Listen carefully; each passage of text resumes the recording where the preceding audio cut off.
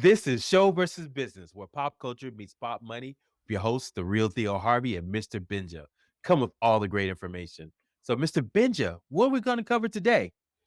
Hey man, as always, we got some good stuff and it's just been good, man. We were messing up with the numbers earlier and it was like, what episode are we on? 160, 161. We lost count basically. So it's definitely been going good. We're still keeping it flowing. What we got for this week, we're going to catch up on some X-Men 97. CinemaCon had some news coming out. We just want to catch you up on some of the Hollywood media and things that have been happening. Also, some virtual work stories that are pretty interesting. We don't really talk about globalization too much, but it's been sliding in the cracks with all these discussions we've been having. So want to get in on that a little bit and we'll just chop it up a little bit and see what happens today. How you doing, man? Man, I am feeling wonderful, man. We are filming this, doing this on a day that we typically don't. There's a little bit different vibe today, but I'm loving it, man. It's more of a serene vibe Yeah. when we filming this today. But You asked me if yeah, you go asked ahead. me you asked me, you said, "Hey, you feeling hyped? It's early in the morning for me." And I'm like, "Hey man, that's about the hype it's going to be all day. Everything." Yeah, I would be hyped today. Yeah, I was just looking at it, man. 161, man. We're getting up there, man. He's still got a long ways to go before Joe Rogan. I think he's got 2,000 episodes out there, but I'm feeling it, man. They said you don't really start getting good with your podcast till you hit the 175 mark. So we're getting there, Mr. Benja. We're getting there. So Joe Rogan has 2,135 episodes. 158 of those are purely MMA shows, and 58 of those are purely his fight companion shows. So he actually, every once in a while, he'll just say this is a pure MMA show, and it's it feels totally different. But interesting that he just divvies it up like that every so often, and there's so many that it's just like, yeah, whatever, keep doing it. Jeez, that's what he does. How many episodes does he drop a week? Do you know off the top of your head? Around 3 a week. Oh, wow. 3 a week, and they're each roughly what? Hour, couple hours long? Minimum is like 2 hours. I've seen important people who are busy, like The Rock during a press tour. He'll come in there and stay for maybe an hour and a half, hour 45. So once in a while, he'll get people that are only in for really quick. They got to do something, then they got to bounce. Yeah. Um, the longest I've run across is like 4 hours, 20 minutes. Wow. That's a lot. That's almost up there with that Club Shay interview with Cat Williams. So, yeah. But you know what? We always talk about this. So, you talk about how my week was, right? Just diving deep into marketing, man, the more I realize, man, it's just like, how can I create more content and just go deeper? Because the more people spend time with you, the more likely they're going to know and trust you. And when you think about people who put out all this massive amount of content out there, man, those are the ones who are dominating our industry. You look at Grant Cardone, he was always on, or folks that constantly put content out. They're the ones that are probably winning right now. And this is interesting to me. And it's like the old way of selling. I don't think that works anymore, man. Cause like someone tried to sell me something the other day. I was like, "Oh, yeah, yeah, I'm gonna do it." Then I got distracted. So, "Oh, yeah, I'll do it later." And I You're get like, "What?" so frustrated. Yeah.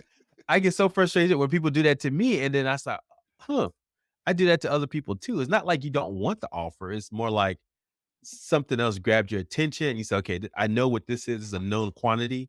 I Mhm. don't know what this is. So I need to focus on that. And I get back to that later. And I was like, oh, so that's why yeah, I can't get frustrated with my potential customers to do the same thing. So the best way to do it is just become someone that they see all the time. It's always in the back of their mind. Oh, I gotta call Theo. I gotta call Theo. He's got something I want to talk to him about. Yeah. And then eventually when they're ready, then they'll be like, okay, let's do this right now. So I think that's kind of been it's always been my mind shift lately, but it's been more so as I've been going deep in the waters on this marketing stuff, man. I can't even tell you.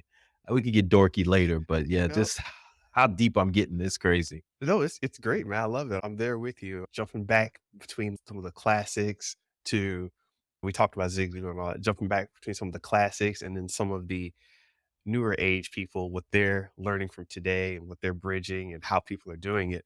I've been obviously about PT Barnum and all that stuff. I'm thinking about how he had this Kanye kind of way of going about things where it's not a bad tactic. It's just an alternate tactic to the constantly being out there. So like your Walmart, your Target or whatever, that's going to always be there. And you're like, you see it so much. You're like, yeah, let me just go get something from there. And then there's your every once in a while they show up out of nowhere, the circus, and it's like this big event. They raise the tent. It's like when Kanye shows up, he's like, "Yeah, I'm doing this and this." And everybody's, "Oh my God, who is this guy? Why does he?" And then he'll delete everything from Instagram, Twitter, and then just be gone for 5, 6 months. And you're like, Mhm. so when I was doing my 20% focus thing, I was just like, let me pull back for a second and just dip. And I've been hitting individual people up, which what Kanye does when he hits up like Ty Dolla Sign or Dolph Charney or whoever. He just hits up these individual people and like confers with them. So he still stays connected, but he's not all out there. Mhm. So for this quarter, I'm actually gonna try that, just disappearing and then popping up. And I think I like the way this play goes because I'm just planning stuff and I'm like, okay, this is when this drops, it's just gonna. So I'm trying that out. So I don't know if you Gotcha, got gotcha. I don't know if you got anything from me recently. No, I haven't actually. Okay. I've been missing the I put emails. something Those have been good. I put something in the physical mail. Oh, okay. Yeah, man, I haven't looked in a minute. I have checked my mail. It's tax season right now, man. I'm just heads down with a lot of that stuff too. Yeah. So I don't want no more bills coming my way. I pay taxes this year. But no, I love it, man. It's good to go back to the old classics too. Like matter of fact, I was pulling up the Ogilvy on advertisement book, right? Yeah. So Yes. I was pulling it up and I was looking at some stuff he was saying, and he said things that these new age guys are saying. He said, you know what? People make an emotional decision first and then they justify it with logic. And so I was like, Yes. dude, this came out in 1980. What's going on here, man? So it's like all this stuff is becoming more and more relevant for folks. And it doesn't go out of style. It's just human nature doesn't change. It's just the technology changes. So stuff like that, I'm kind to, like you said, go back to the what they call first principles, right? These timeless principles that don't change Yeah. when it comes to reaching out and communicating with people. And then another thing of philosophy I just came up with, I was watching Saturday Night Live this morning. I recorded and watch it. That's one thing I still watch Saturday Night Live. I don't know why after all this time. But Caitlin Clark, but you heard Caitlin Clark, right? I know even you've heard of her, right? Who is I'm sure I have, I just don't the name's not clicking on me. The female basketball player that shoots Oh, all yeah, those yeah. shots. Right, right. See? Yeah. Yeah, see, you know her though. And you don't watch sports like that. It's like almost but she's permeated the zeitgeist enough, and now she has become a person that you call it remarkable, right? I know that's your phrase, but Mhm. someone that draws attention. And it dawned on me, it said, no matter what you do, if you can just become a person that draws attention, yeah, and basically that's either world-class skill or the way you just attract people, that there's always gonna be a doors open for you to do other be on platforms and stuff. And here she's a basketball player with no a woman's basketball player, right? This is such Yeah, an obscure sport, and all of a sudden she's permeated, became attention, someone that people are attracted to. So yeah. guess what? People wanna be a part of that process. And so to me, it's man, you could be like the best juggler in the world. If people pay attention to that, guess what? You're gonna be on the next TV show. That speaking of which, that reminds me of what was it? I forgot who was explaining it, but they were basically saying, like, in the New York news scene where you have your big NBC towers and all that, 30 Rock and all that, they've got so much going on. What they do, and Grant Cardone was talking about this, Of how course. they called him up and they're like, "Hey, there's a segment on real estate. We know you're in the area. You're going to be doing this and this. So we got you booked on one of these morning shows if you want it." And he's like, "Great. I'm in. I'll be talking about real estate and this and that." And then 6 hours before or the night before he was supposed to show up in the morning, they were like, "Hey, we want to have you to talk on this football thing." And he's like, "I don't even watch football." And they're like, "Yeah, but the real estate thing, we changed the story, whatever." He gets to the That's studio right. I do and remember that. they told him like, "Hey, we wanna have you on talking about this and that." He's like, "Okay, I have a family, I can talk about children and all that. I can do it from that angle." And, yeah, the way he was presenting it was like he coulda jumped out of the process at any point, but it was just like, "Wait a minute, I'm just the guy getting attention. I can go get attention any way I want and still funnel it back to me. It all still works." So, that was just a prime example of what you were talking about there. Yeah, man, absolutely. So it's like I'm realizing and that's the next phase. for me, Q2 is about obviously getting more attention, more leads into the business. So I've been focused on that. I'm even contemplating writing another book, Mr. Benja. Another book like buddy, what's his name? The one that you've been deep Sullivan, diving in Dan for. Yeah, Sullivan. Sullivan. Yeah, every 90 days. He's got a little mini book or something to come out. I said, I got another idea that I could probably pump out and just create a workbook around and like workshop around. And so to get people Yeah, excited, because just having new ideas and content, I think that's the key, and that's how you become what Daniel Priestley talks about as a key person of influence. You always have to have constant ideas and thoughts are out there into the zeitgeist, right? And that people say, "Oh, wow, this guy doesn't just talk the talk. He writes books. He's out there. He's on panels. He's mhm, discussing."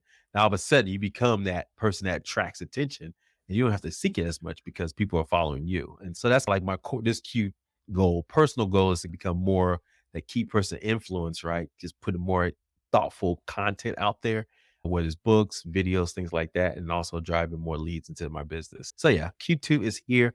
I went deep dive on my weekly goals and super excited about that. So yeah, man, you need to come down, Mr. Benja, to Tampa, man, in May, man. We got to go hang out with Daniel Priestley and Dr. Benjamin Hardy, man.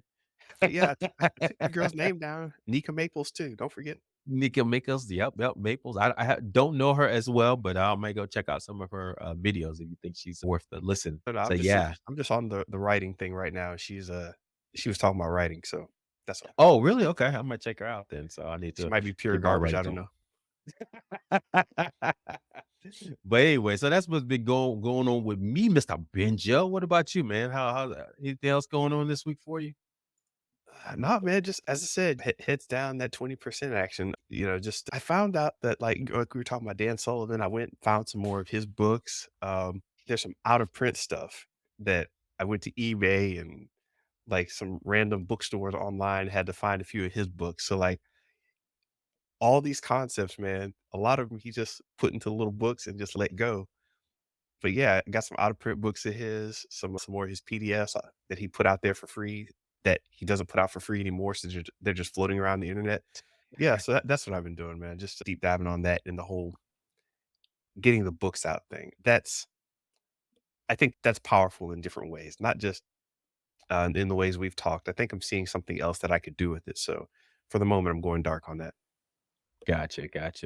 I love that, man. And then the more I think about too, when you write, it does help you your thoughts into a process flow and communicate a little bit better because now you're writing for an audience. So you're a little bit more thoughtful about what you write.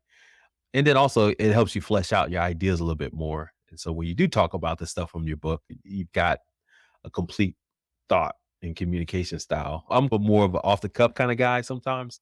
Hmm. So I'm trying to get more thoughtful about some of the things I want to talk about.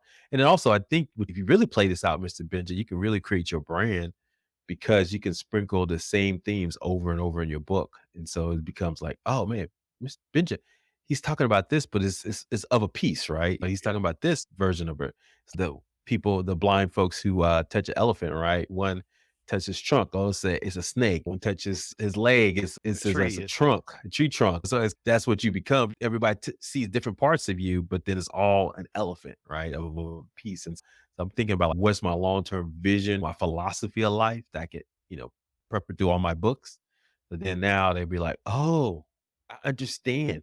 It's yeah. interesting. But those are some of the things I'm thinking about too. Because this is a long term play. You got to play what's his Simon Sinek? He talks about the infinite game, right? Mhm. How the more long term that you think is the better you have when it comes to business and just in life. So yeah, more to come on that, man. So yeah, man, super excited about everything. So that's been some of the fun stuff, man. That I've been focused on. And yeah, it's fun to learn and go deep into stuff. Like I said, you and I didn't major in marketing and sales. So this is interesting. This is what we do more than I thought I would ever do. What's great to me is running into marketers who don't know what they're talking about. Like practically, we've gone out there. Oh, okay, I'm seeing this. I'm noticing this, and even in a field that I'm not into, it's like finding those other people that think they're into it just by Yeah. name only. And I realized that, oh, this is a whole different game. I was talking to this person like, yeah, I'm into marketing. I got my degree and all this. I'm like, oh, okay. Hey, what do you think about Gary Vee and his position on? And she was like, who's that? I'm like, "Wait, what?"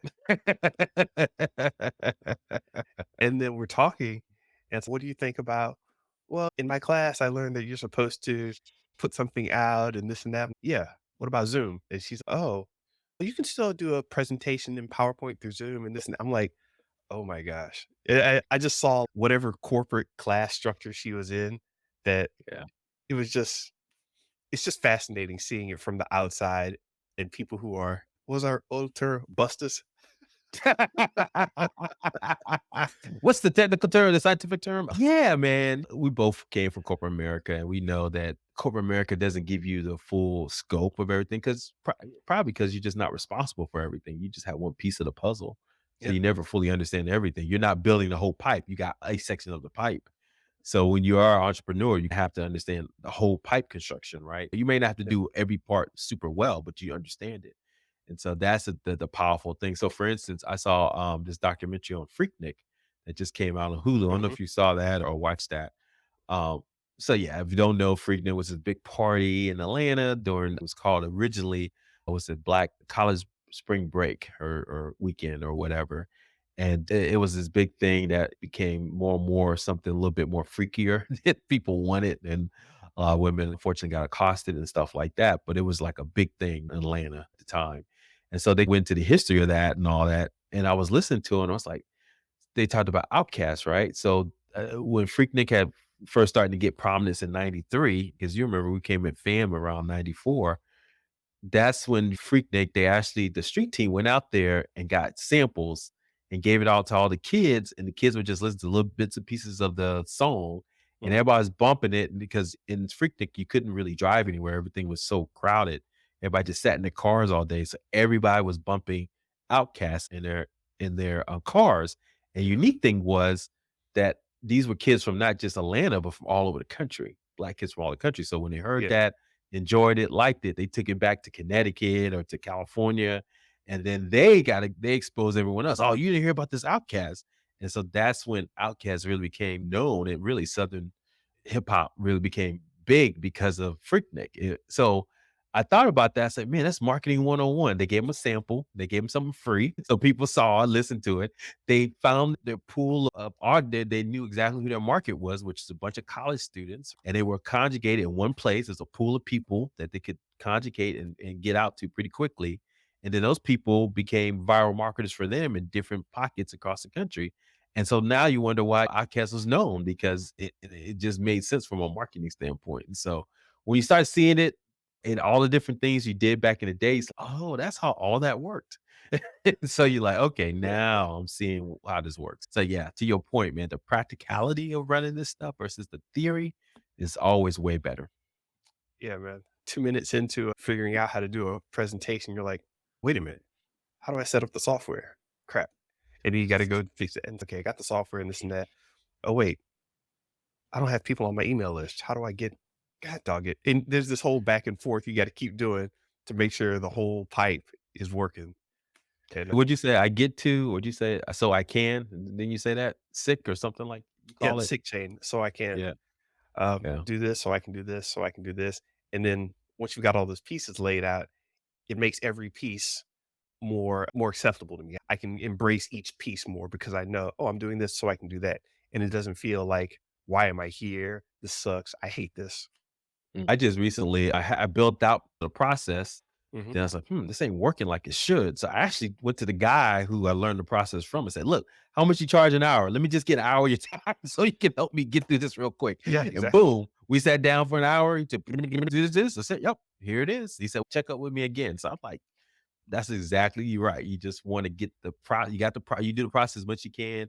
And if it's not working right, then you go. And he gave me a bunch of other stuff that he didn't even talk about in his Yeah. videos and all this other stuff. So I was like, there you go. Yeah, I'm super hyped. Yeah, I recently did that for a web guy. Speaking of Shopify and stuff like that, I was like, "Hey, wait a minute, just, get a guy for an hour," and he starts talking about X, Y, and Z. I'm like, "Listen, buddy, just back on time." I love And then when I had him, he answered a lot of my questions for the initial thing. I said, well, I got you here. How you do this and how you do that? And he got I was like, cool. And he said, yeah, we're recording this. I'll send you a record. I said, don't worry. I'm gonna still write notes just in case. yeah. I don't want to get all this information. So yeah, man, that's the beautiful thing about the practicality of understanding this stuff. So yeah, man. Wow, good stuff, man. Anything else, man? I know you haven't been all heads down. You've taken a little break. You took so much. You were so excited about this little fun moment of life that you actually hit me up and were like, "You got to watch this before we record." And I fought back and I was like, "Man, I told you I'm not watching X-Men '97." You're like, "Got to get on it. Got to get on it." I don't know. Do you actually think I watched it? I don't even know No, because you I gonna was leave still it up to debating me? it. I was still debating You, it. you watched it. I did. Um, Yes. Wait a minute. Well, let me ask you a if question. Theo has some peer pressure credit here, I'll accept it. It started from Dr. Chris. He ever since we talked, he's been pinging Yeah. me every day about stuff, man. So he pinged me first. I was like, oh, cause I was like, okay, I'll get to it, get to it. And then I heard about it and stuff like that. And there was some rumblings on the internet. So I went to go watch it too. First, let me just say, was it worth it for you to watch it? Yes and no. For your basic answer, I'm gonna say no. It wasn't worth it because I just wanted to watch it all at once and Yeah. really soak it in. I didn't want to do the whole week, follow along with people. But then because so many people that I'm around are talking rumblings about it, it's like, oh, okay, can't have the FOMO, can't have the, So it you know, wasn't just me, though. It wasn't just me. oh, you're the primary guy, don't worry. Oh. So you're the primary peer pressure guy. But no, I watched it. People were talking and rumblings were starting to come up. So I was like, okay, it's good that I'm in here watching this. If it was like Invincible or something, which I still haven't finished, I would have waited. But no, I checked it out. And one reason I checked it out is because they said there were possible spoilers. And what I didn't want is to watch it later and have that Mhm. kind of messed up. So Yeah. They were setting some stuff up. So high level, Mr. Benja, appreciate you watching that so we can go a little deep. So everyone, we probably will get into spoilers for X-Men 97. So please be forewarned as we go into this episode. Remember it, episode 5, and we're probably going to spoilers into all the previous X-Men 97 and maybe the previous iteration of X-Men, the cartoon series, anime series. So are Mr. we Benja. Go ahead. we're even gonna throw in a little on the trailer. The trailer came out. I didn't see that yet. There was a mid-season trailer that actually had spoilers in it. I thought you had seen that. Oh, I didn't see that one. Uh-oh. Okay, you can go ahead. We'll spoil that. I'll Okay. check it out later. Yeah, trailers, you can't spoil too much. But Mr. Benja, yeah, man, remember it. If you haven't seen it, go check it out. We don't really do like a recap per se, but basically, this is based on Grant Morrison's run of X-Men about the island of Genosa. Is it how you pronounce Genosa? Is that how you pronounce it? Genosha. Yeah. Genosha.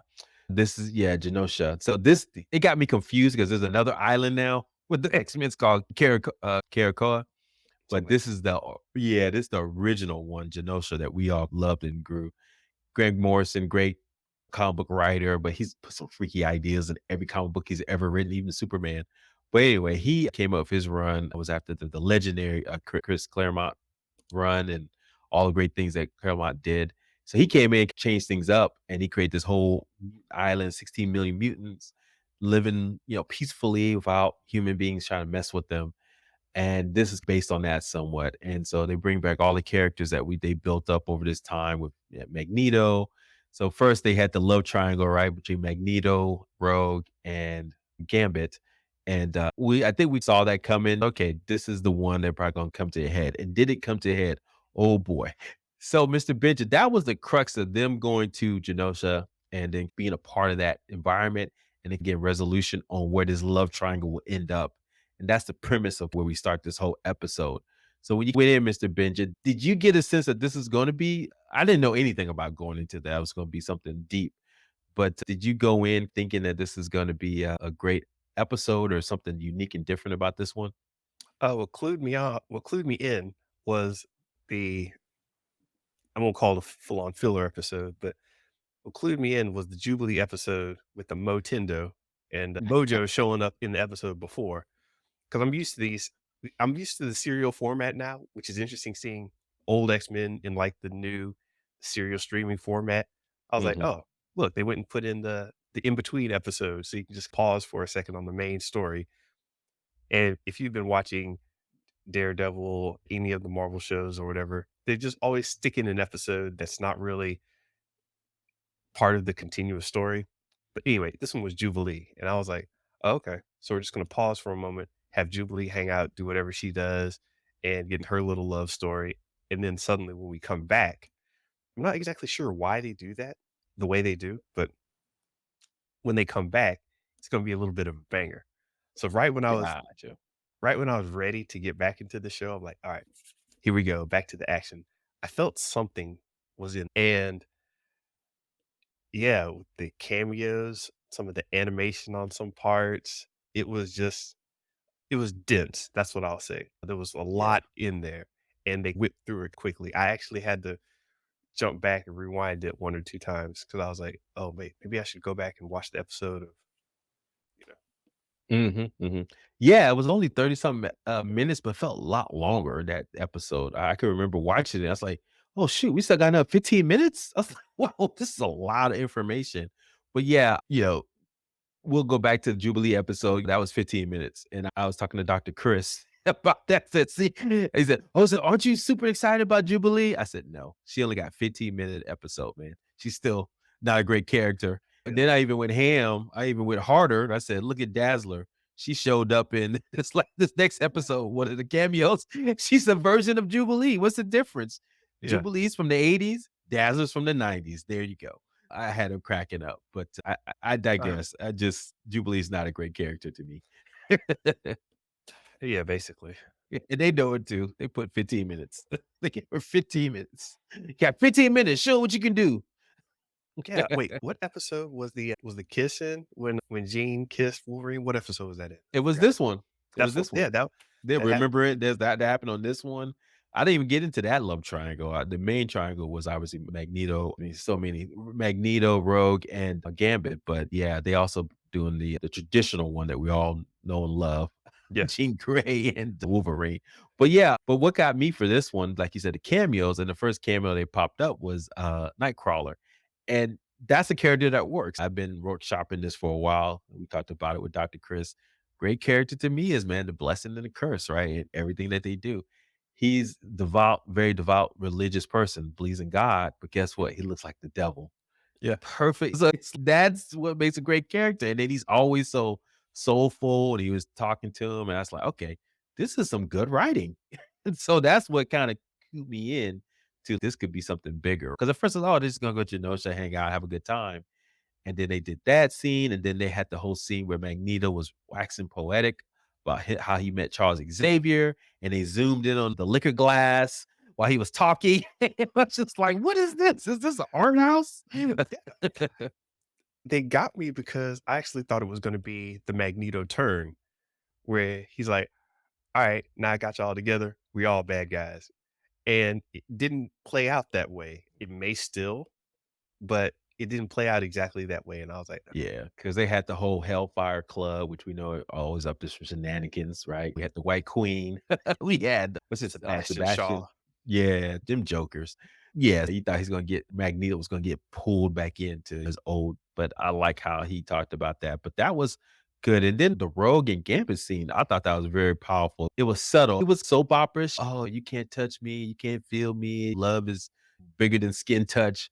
But I was like, "Man, this is pretty insightful." And then you saw the cards he was throwing in, right, into the fire. They were the Queen of Hearts, and the Mhm, the queen had hair red hair. Or the hair like Rogue, excuse me, not yeah, red hair.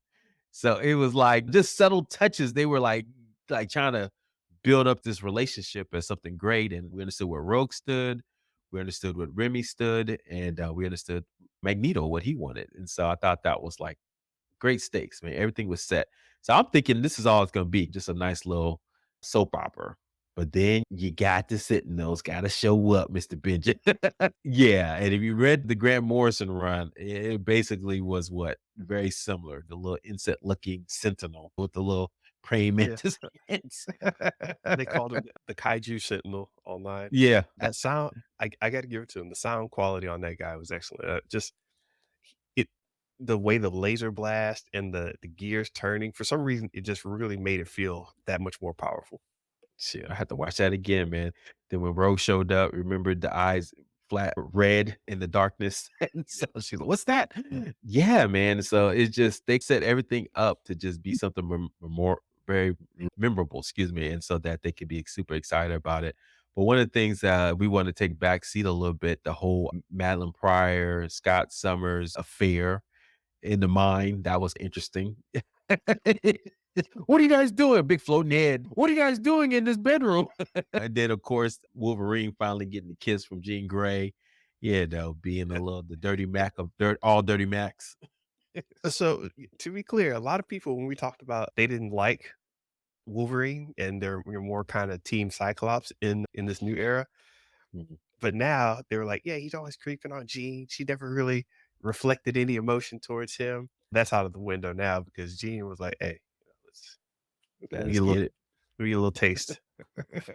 But let's be honest. If you look at the old cartoon, Wolverine and Gambit can seem a little Me Too-ish. It's kinda like the little pushy, little catchy grabby and all that kinda stuff, but that was the '90s, and so now they're trying to update it, and the writer, man, he got fired. Bo what's his name? I forgot his last name, but he's the big, writer. He went actually on the internet and just went all ham on how he wrote this episode and how he wanted to change the characters, really explained himself, and hopefully he can come back because it's such a well-written episode. But he said he had to update the characters, right? Because a lot of them would not make sense here in our sensibility of 2024. So kudos to them to think through that and making Wolverine and Gambit a little bit more easier to handle characters than some of their more problematic entry into the series. Yeah, so we got a little bit of Scott and Jean Grey kind of thing going on. So that was interesting. But yeah, so we go back to the Sentinel action, man. So yeah, Sentinels do what they do, man. They were merkin folk.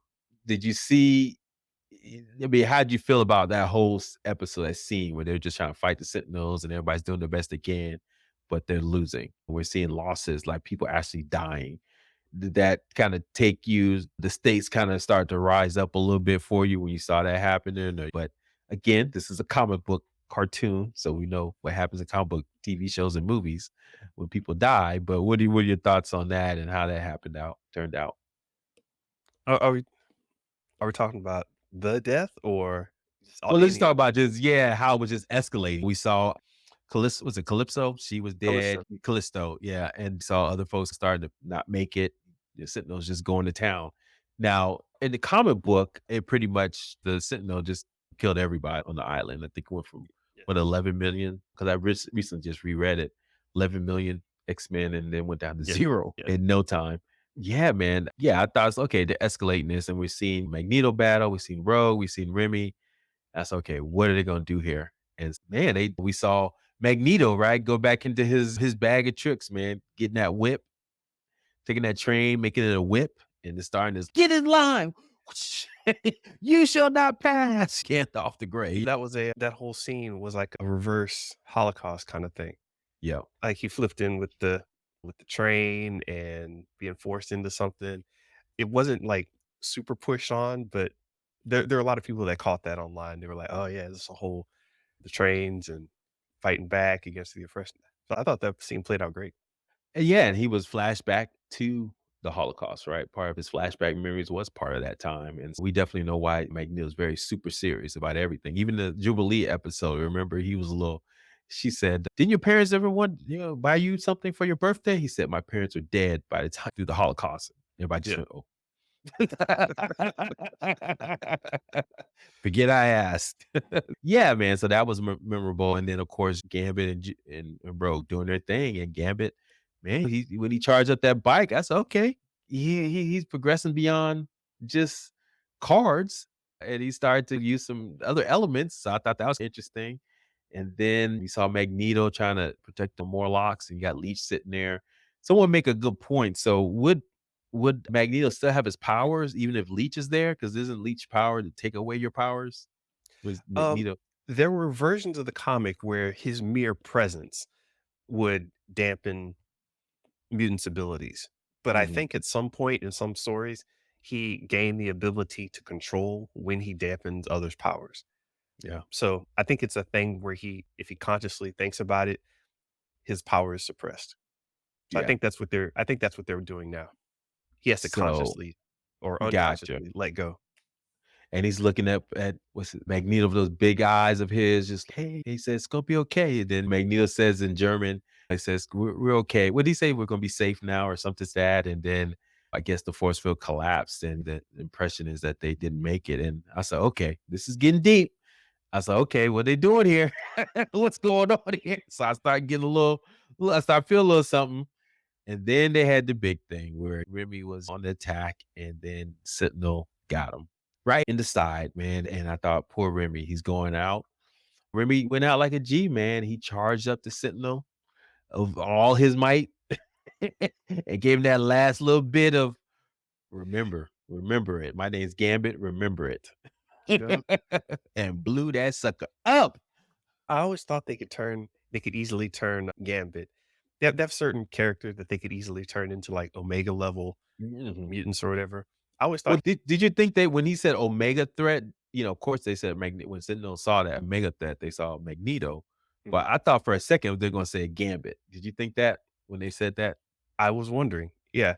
Yeah. And I was and that's one of those things I think the writers throw in there where it's still up in the air. Magneto showed up, but maybe they were actually referring to Gambit in his anger or whatever, that power welling up. But yeah, really quick, Omega level is basically a class of mutants or superhero that can no, it's a mutant class, I'm sorry.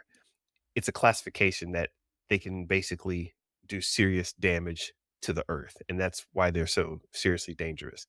Storm, the ones they mentioned in the show are basically Storm and Magneto that they've Mhm. classified as, hey, their powers can just F up the entire earth at any given moment. Professor X would be one of those too. I guess not Yeah. messing up the earth, but messing up all the people on earth. I'm not sure he's officially Yeah, to classified. get the power. If it got out of control, could basically, I think, kill the Earth if they got out of control. Right? Almost godlike level power set. And then Mhm. also Iceman, that was the controversial one back in the day. Iceman was supposed to be Omega level threat. So, but to your point, it's one of those things. Is like some writers, ooh, I'm gonna make more if he's gonna be Omega level threat because he could be anybody. So it's Calm down, people. Yeah. like, writers, man. Yeah, man. A couple other things too, man. We got Cable shows up. And so when Cable showed up though, what were your thoughts then when you saw Cable say things like, "Oh, not again. We got to get the people out of here." And then he starts his little time slip thing where he goes back in time. So did that kind of change your thoughts on this episode, the stakes of this episode a little bit? No, it just brought in thoughts of apocalypse, all of the variations of stories with the techno organic virus. What's that dude? Warlock, who's basically a embodiment of that thing. It brought in ideas about X Force and that whole thing. You remember, yeah, you remember he put together and Yep. actually, I forgot. X Force came in because Cable wanted to step in and was controlling things around the mansion for a little bit. So with Jean Grey and Cyclops moving out, Cable could come in, bring some new characters in. There's a whole bunch of different Mhm. angles they could take with it. And I think a lot of that was just good seeding where it's Mhm. Yep. Yep. So definitely, I agree, man. It's like one of those things where Cyclops and Jean Grey are great characters, but it's really their genes are the best characters they create because they have yeah. Cable and they have Nate Summers, who's supposed to be the ultimate, telepath out there, right? And so that's basically if Nate Gray is basically if Cable didn't have the technovirus inside of him. So anyway, we got Cable show. What that showed to me, though, be honest with you, Mr. Benja, was like, oh, we got time travel now. Made these all these stakes, people can die, Mm. they can come back. So that's what that kind of hinted to me a little bit. If you want to get into theorization, people were talking about this episode so much. I kept seeing a heavy reliance on the color green. Okay. And I thought that Loki was going to make an appearance because I kept seeing all the green show up. And Oh, interesting. I was like, wait a minute, is there something about this where I honestly thought Loki was gonna show up in some form or fashion or hint, but Well, we they did we did get the Watcher. yeah, I know, that's what I was gonna say, yeah. Did you see it? I didn't see it. I was trying to look through it, maybe my screen wasn't clear enough. I couldn't see it. Well, his head is like what the stars make out his head or something? His head's like You've been watching on popping. the, viewing on your Apple Watch again? Yeah, Uh, pretty much. this show is great. No, no, I actually saw it after. They said I Yeah, watched one of those things you might have missed videos, and, yeah, me too. I missed a lot. Yeah, he said he's coming and not again, mom. So basically, Cable is all in the mix in time travel, so he knows what shenanigans are happening. But he didn't have enough time this time to save everybody. So we'll see. The rumor is he's gonna come back, and is that part of the spoiler that we want in some of the mid-season trailer? Do we see something else in the mid-season trailer? We saw something different, so don't worry about that. Okay. Uh, So anyway, so at the end, rumors perfectly fine with me. I'm dropping yeah, so yeah, so there's a lot of shenanigans that we can get into with this one. So, but I thought it was really beautiful. And be honest with you, Mr. Benja got me, man. I ain't gonna lie, it got me. When that rogue was sitting there, finally, he had died. Remy Gambit had died. She finally could touch him, right, with her hands. And she said, I can't feel you. And it went black. And I was like, oh man, this is emotional stuff, man. The whole it's just damn, I got some feels here. Yeah. She said, I can't feel you, but she actually had her hands on him because he had died. She could finally touch him. And the whole thing about not touching each other and being together and all this stuff. And it was like, dang, good job, man. You made Gambit go out like a G, man. And that was amazing.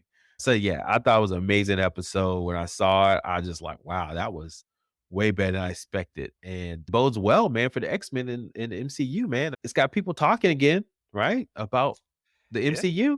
yeah. So, Kevin Feige's got his name on it. That must mean something. hey, man, they may have to rehire your boy and bring him back. Yeah, yeah, yeah, man. And you know what? He's from Florida, Mr. Benja. I think I don't think he went he said something in one of his posts that what's the writer's name? I gotta look him up real quick. But he said something about being in Tallahassee and that he used to go to Orlando Post nightclub, So he's a Florida boy. And he came in hard, man, on this X-Men 97. And instead of going to why he was fired, like the James Gunn situation, he just talked about why he wrote this episode, and he gave references to 9/11 and what it means to be different in the world, and it was like a great I don't know if you did you get a chance to read that the article he wrote on X about why he wrote the show? Bo DeMayo, that's the writer's name. Did you No, get a chance to read I that didn't stuff online? I didn't I went through some of it. I didn't read, like, a whole article. You Yeah. just mean on Twitter, right? Yeah, Twitter, X, yeah, Twitter, yeah. So he just wrote That was the extent of it. It wasn't like a blog post or a long article, was it? yeah, exactly. Okay. But he was just going into why he wrote it and what it meant and all that kind of stuff. So pretty insightful. But yeah, if you get a chance, go check it out. But yeah, man, he was a head writer and they already have season 2, I think, written from him. So I don't know. I think they're gonna bring him back, man, because this is like we talked about. If you get attention, you gotta ride with the attention, man. This guy, he seems to know what people like about the X-Men, and he's bringing new insight and he's updating it at the same time. So, for instance, he's switching things around a little bit because I think the emotional fear happened with Emma Frost and Scott Summers, not Mhm. with Madeline Pryor. They're trying to continue the storyline, and he's doing well, man. So I don't know. He might do a James Gunn, Mr. Benja. They might have to call him back. That'd be excellent, man. I'm liking this dude. Just went on his X page, and he's got this saucy profile photo. I don't know if Disney Yeah, yeah. disliked that or something. The rumor is he's got OnlyFans. Oh, man. So no comment. Don't go search it out, guys. Don't think from us. But yes, he's a saucy type of guy, man. But he's got talent. He's got talent, and it shows. So yeah, I'm super excited about this show, man. I'm feeling excited, and like I was talking to Dr. Chris, I don't really. Yes, I'm watching a lot of stuff. Like I'm watching Fallout. We talked about Invincible, but it's I can count on one hand usually once a year I watch something that's just amazing. I have to talk about it. And so that's why I say, Mr. Bench, we gotta talk about it, man. Cause I don't get that feeling often. But when I do, man, I'm like, dude, we gotta talk about it. This is what we do, man. This is what excites us about genre storytelling. Cause it's stuff that we didn't see coming. that just we talked about it with Blue Eye Samurai, we talked about it with Godzilla Minus One, we talked about this show, we talked about Andor. It's like a few, but the beef, the episode that's not really part Beef. yeah, beef or the The bear, bear? the show The Bear, yep. So it's like these shows is like when they pop out, Mr. Benja, that's yes, I do feel like, man, I wanna talk about because they hitting the zeitgeist, and there's a reason why, and it's and you always and always I think there's something we can kinda unpack there potentially, what could be popular. Yeah, and it can come from anywhere. It can be, like you said, this is a show. This is a continuation of an old cartoon that ended in 1997, and here they're making it relevant to today. That's amazing. Or Andor telling you behind the scenes of what's really happening on the beginning of the Rebel Empire or Rebel Alliance. And it's wow, who would have thought that? Or the Bear talking about a backwater Chicago restaurant. So it don't matter what the ideal is. If you can just make something that's excellent and just can permeate the zeitgeist with so much crap out there, to me, that's an excellent show. That So attention, man, that falls from yeah, our, it doesn't matter, just if you can get the attention to bring it to you, you've done your job. exactly. Exactly. So that's why I wanted to go into detail on that. So Mr. Benja, man, do we want to talk a little bit about so everybody go check out X-Men 97. We'll probably check in again at the end of this season. So Mr. Benja's watching it every week now. So No, I'm not, he's, though. he's in the bag. You're in the bag now. Terrible. I got you. I got you. You had to Re real reopen your your subscription for Disney Plus. You're like, damn it, Theo. Yeah, I did. Real quick, though, do you wanna hear about the 2 things that were in the trailer? Yeah, sure. Let's go real quick. First thing is not terribly big, but it hinted at Asteroid M, Yep. and we Yep. saw a lot of the characters from that whole Asteroid M on in Genosha. So, they're already there for Magneto to pick up and use if he wants to go if they go ahead and go that route. So, Yep. there's rumblings of that whole storyline happening, which could be cool because I really like that story. And also, they were off in the snow looking around like maybe some Weapon X type of stuff, and Captain America's shield shows up. What? Okay, so they're gonna Yeah, mix it together in preparation. Why not? We know this Daredevil, not Daredevil, excuse me, Deadpool movie that's coming out. Obviously, there's gonna be a lot of cameos of X-Men in there. So yes, so they're probably prepping the seeds for and so that's also this writer's doing. He probably was mandated by Feige.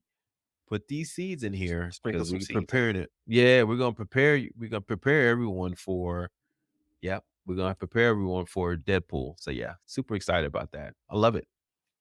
Alright, so, we spent a good amount of time in that, and that's a good thing, not a bad thing. Yeah.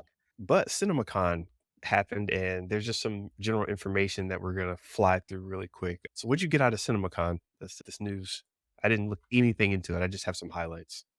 Yeah, obviously, this is what the big blockbuster Hollywood studios they come in and try to convince the cinema owners, AMC, Regal, like say, hey, this is why you want to get the movies in, get excited about the movies coming out. As we all know, there's not a lot of movies now because of the strikes and everything. So this slate's gonna be pretty terrible. So that's the whole thing is showing these movies, but a lot of these movies ain't coming out to 2024, 2025. So it's one of those things that's okay, sure, let's get everybody excited. But one of the things I saw, obviously, I heard rumors of was just the Deadpool Wolverine. Everybody's happy about that. The Moana 2, which we knew from Disney, we talked about it. Iger announced that they're going to have a Moana 2 cartoon. They're going to do a live action Moana. So they're going all in on Moana. And someone who had a little girl when it first came out in 2017, Mr. Benja, that movie is a banger, man. It's the songs. It was great. It was a good story. So I'm glad they go more into Moana verse. And oh gosh, we gotta have The Rock, right? Is that happening? Yeah, he's live action. Yep, live action. Rock gonna get money, man. We haven't talked about WWE in a minute, but I've been diving back in. Maybe we'll do an episode on that. But The Rock is back, man. He's killing it at WWE, man, and wrestling again. So it's like The Rock and he's on the board of the corporation that owns the WWE. So he technically owns his name, like we talked about. Yeah, So it's yeah. like this dude keep winning. And he owns the USFL, which is a combination of the XFL and the USFL that disbanded. So he owns Mhm. spring football. So anyway, this dude, I I he gonna almost keep bought some winning. I almost bought some Papatui in the store, uh, some of that shampoo. Sold to me by Why a man not? with no hair. I forgot what his tequila line is. He got that too. So yeah, The Rock gonna keep winning. So yeah, he gonna get that. The DC didn't work out. He tried though. He tried, but he gonna keep winning. Let's see. Was anything else that's interesting? Ballerina, the John Wick spinoff. We'll see how that does. I think the TV show pushed everybody off a little bit from the John Wick universe. So hopefully Ballerina can. Did you watch that at all? The Continental. You remember that came out briefly? Oh, that's what that was. Yeah. I didn't even know that it was the Continental from John Wick. I was just like, Yeah. "Alright, whatever." He thought it was a breakfast. He's like, "Oh, they giving Danishes out here on the TV show? Danishes and coffee?" And yes, it Yeah. was a spinoff of the John Wick the universe. So they're trying to expand it. So we'll see what the ballerina does, but this time Keanu Reeves will show up for that one. Gladiator 2, are you hyped about a movie that came out, what, almost 25 years ago that they're gonna redo? No, Gladiator 2? no, just don't care. It's got some heavy hitters. Denzel's gonna be in it, so that's the first one he's not starring in a while, so it must be has something going good for it. Did you hear about this one, Transformers 1? No, I missed that. See, I didn't go to Yeah, any of the CinemaCon Transformers news. 1 is animated show movie. Chris Hemsworth is gonna be Optimus Prime, and I think Brian Tyree Henry, the guy from Atlanta, he's gonna be, Megatron. And basically, it's gonna be origin story, how they were friends, they were best buds, became brutal enemies, back in Cybertron, and how the Autobots and Decepticons came to be. Interesting premise. I always wanted to know that story. I don't know. I'm sure it's been written before. I just never did the deep dive on the whole story of Autobots and Decepticons, but it's supposed to be pretty good. So that's not coming out to 2025. What else? It's actually a good story. Go ahead. Oh, it is? Okay, good, good. So you see, I knew you knew it. I knew you knew it, Mr. Benja. I knew you knew it. Obviously, Beetlejuice is gonna be a big one. We'll see. Jenny Ortega, so they're going for the new kids, like, my kids love Jenny Ortega from, Wednesday, and then, of course, Michael Keaton and Beetlejuice, we grew up on that, so it's gonna be interesting, and Winona Ryder. It's gonna be interesting to see how that turns out. But last but not least, Joker. How do you say this in French, Mr. Benja? I'm not gonna try. Let it do. But let it do. Part 2. Yeah. It's coming out, and this is gonna be a musical. They got Lady Gaga. Are we excited for it? I don't like musicals. The only one I rock with about 3 musicals, and I won't list them here. We did that before. But in general, I don't like musicals, but I saw this trailer and it's different. I hit up Andy and was like, "Dude, we're on some different stuff here." And I know. He's a theater guy, by the way. That's his thing, theater. So, I'm actually for it, and this could change my mind about musicals. Yeah, I hope it does, man. And it's good point. I mean, they should have brought this around Valentine's Day because this is really a love story. If it's Harley Quinn popping up here, and it's a musical, it just screams Valentine's Day. But I digress, Mr. Benja. Well, man, we went through it, man. So once again, we went all in on X-Men 97. Super excited about all the things that are coming out for movies. So we keep you abreast. Mr. Benja, we're going to end here. So everyone, if you like this, please subscribe and comment. Do likes on at Show versus Business on X, YouTube, and Instagram. Our Instagram is popping off. So go check out some of the memes we put out there. Thanks to James, our reliable VA that's out there doing his hard work. Listen to us at Spotify, iTunes, or wherever you listen to podcasts. Visit us at our website, Show versus Business. Mr. Benja, have a great one. Peace.